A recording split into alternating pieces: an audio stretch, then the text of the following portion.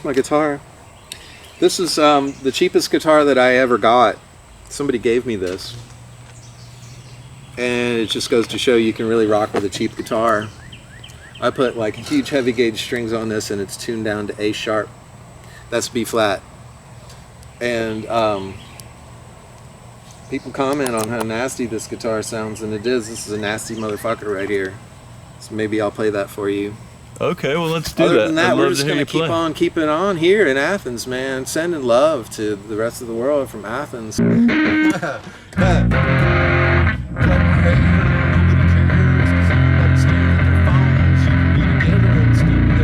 I happen to mention my eyes fell out like a flame? Feel like I'm fine today, tomorrow night. 'Cause it snows in July, it's kind of fine. But it also sucks 'cause I'm behind.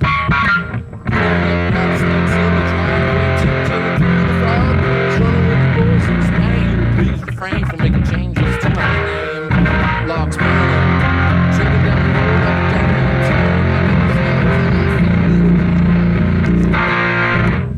everybody sing my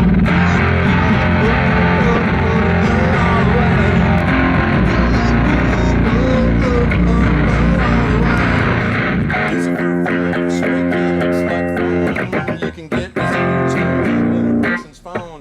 Don't be alone in a room. It's too sad to spread that kind of pain. Whatever the case, you'll be amazed if you can say it's okay. Let's talk about the Wild Rumpus. You started that.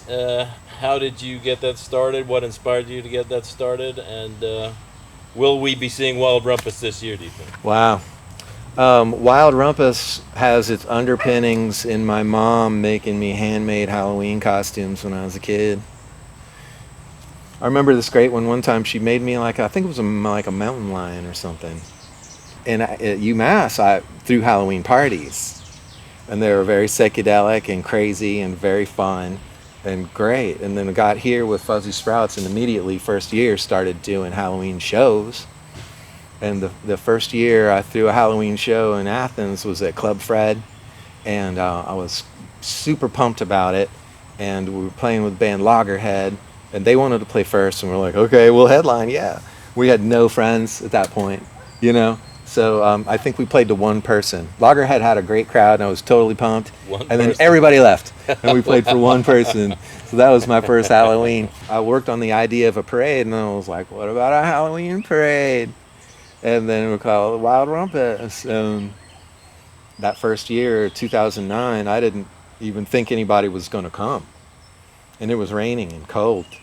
And I was like, all right, I gotta go. It's probably just gonna be me and a dude in a fuzzy suit with a tuba, but we're gonna do it. And I went downtown, son of a gun, there was hundreds of people there.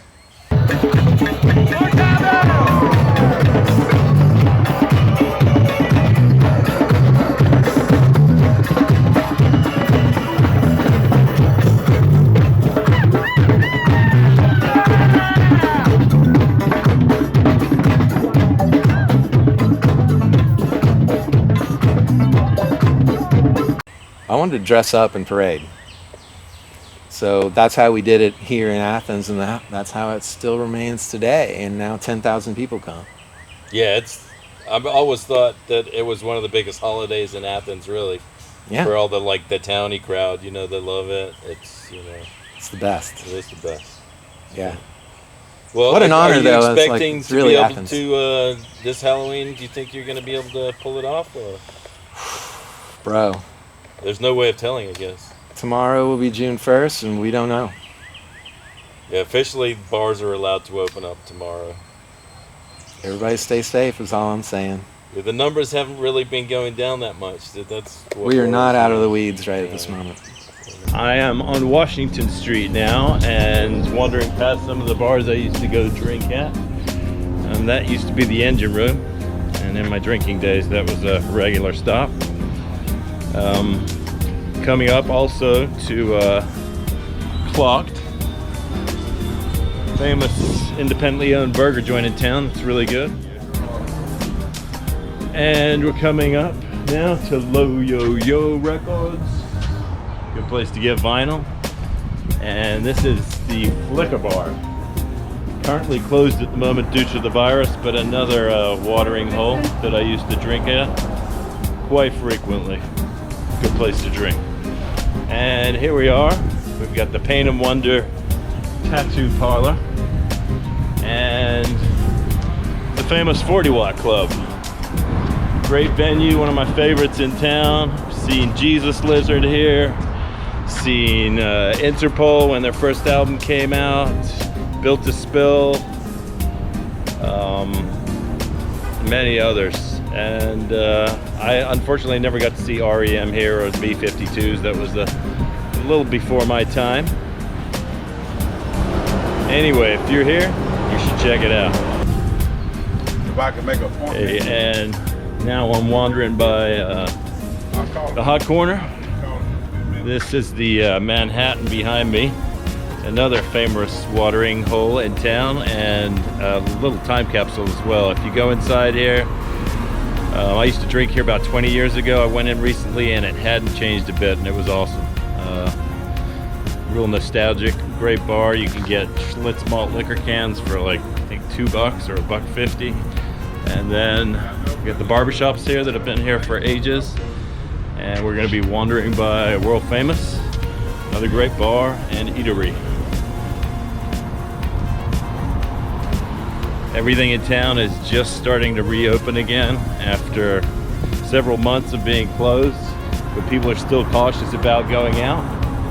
And behind me here, you're gonna see Little King's bar, and have a lot of concerts here. They have a lot of shows, and it's another great bar. Sort of everything this side of town is more sort of towny orientated, while cross over that way it tends to be more college students and frat kids, sorority girls, that type of stuff. So yeah.